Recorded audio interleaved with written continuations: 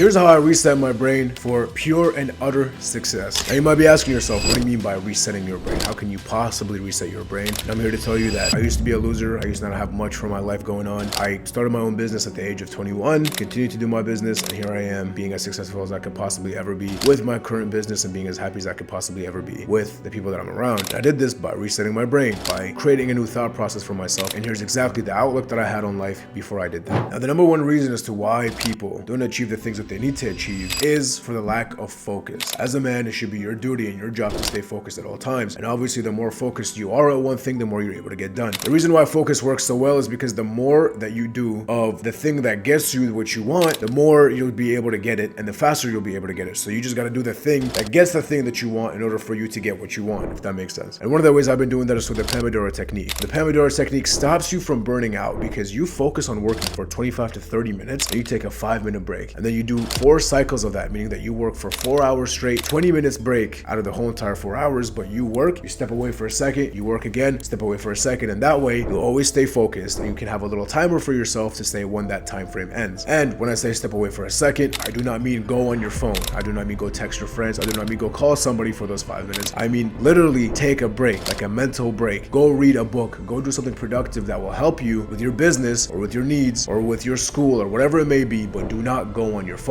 because then you're gonna sit there and you're gonna stay there and you're not gonna get off your phone. I recommend putting your phone on airplane mode. It means you're less accessible to people, and obviously in the business world, the less accessible you are, the more people want to talk to you, the more people want to get to know you, the more people want to be around you because you brand yourself as somebody who's not always available. And wink wink, same with women. Now doing it like this means that regular breaks become a reward system. So when you start working for 25, 30 minutes at a time and you take a small little break, that's your reward. In itself is a little dopamine effect that can replace any dopamine effect that you can get by being distracted. Now obviously when you're always taking smaller mental breaks, you're able to focus on things and possibly even have better ideas or be able to think better. So take small breaks, a couple minutes every single time. So you're basically gonna do it like reps, like just like how you're at the gym. When you do a couple of reps and then you wait and then you do a couple of reps, your brain works just like a muscle and it acts the same way too. Digital minimalism. I cannot say this enough. Guys, listen, we all have that one friend that has multiple screens open at a time, gets notifications on this one and then gets notifications on his iPad and then gets notifications on his phone and then has to text somebody back and then keeps getting distracted, especially in a world where people get distracted very easily. Now obviously with a friend like that, all you gotta do to fix them is just grab them by the throat and fucking slap them. Don't actually do that. I didn't coach you on that. I didn't tell you to do it. Now the best way to get off of social media is to put on the timer to stop yourself from being on social media. I don't give myself more than an hour and a half to 2 hours a day of social media, and half of the time the only reason why I have social media to begin with is because I'm responding to business inquiries or I'm talking to people that mean something to me, and that's the only time that I'm actually on social media. I don't know if you can see, but if the editor zooms in, Apple has this feature where you can literally put a time limit on all the applications that you have, and I suggest doing this more than anything. Now as far as focus goes, the only time that I suggest actually using your phone is to have a little checklist on your reminders or something like that, whatever you use, to just say, here's my checklist for the day. Now mindful meditation is the third bullet point. Mindful meditation is linked to changes in the brain that are responsible for your attention and for your emotional development. And meditation is also known to help with focus and memory. And the reason why I do meditation is because it helps me understand where I want to be at before I'm actually at the place that I'm at, if that makes sense. Meaning, if I close my eyes and I say, I want to be a millionaire by this time, I can easily imagine myself becoming a millionaire and what it would be like and the things that I need to do in order to be a millionaire. So I start to reverse engineer my life from being a millionaire to what I'm at now. The fourth pillar is task prioritization. Now this aligns with the goal setting theory, which obviously states very clear goals to say, I will be able to finish this. I will be able to finish this. If you wake up every single morning and you create a task list for yourself, it'll be very simple for you to go through every single task and say, here's what I did, here's what I did, here's what I did, and you continue to check it off. Now obviously I don't recommend using your phone as much, but here's my task list. Don't look at it too much. You can do this. It also goes without saying that physical activity is essential in order to have your brain be mildly functional, even mildly. Exercise stimulates the brain, and obviously the more stimulated your brain is, the more you're able to focus, the more you're able to get done, the more money you make. Obviously regular physical activity has been known to be linked to how smart a person is and how much they can remember and how active their brains can become. A healthy body is a healthy brain. Everybody knows that. It's not rocket science. And the last thing for being able to stay focused is to have a organized environment. Now, some people say, oh, my parents are always loud. This person is being terrible.